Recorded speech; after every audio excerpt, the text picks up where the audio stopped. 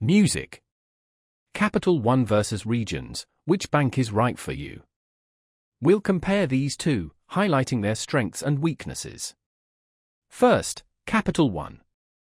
This digital-first bank offers competitive savings and credit options. With no fee checking and high-yield savings, it's great for avoiding fees. Capital One also has credit cards with various perks, from cash back to travel rewards. Their user-friendly mobile app makes managing your money easy. If you value seamless online banking and great customer service, Capital One is a solid choice. But its limited branch network may not suit those needing frequent in-person banking. Regions Bank offers a more traditional experience with a large physical presence, especially in the Southeast. If in-person service and branch access are important, Regions stands out. They provide standard checking and savings accounts, plus home loans, auto loans, and business banking. Regions also offers solid customer service and a functional mobile app.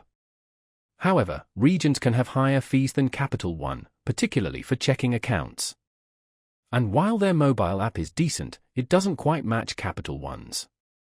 So, if you want a tech-savvy, fee-free online experience, choose Capital One. Need physical branches and in-person banking? Regions might be better. Check the links below to explore both further.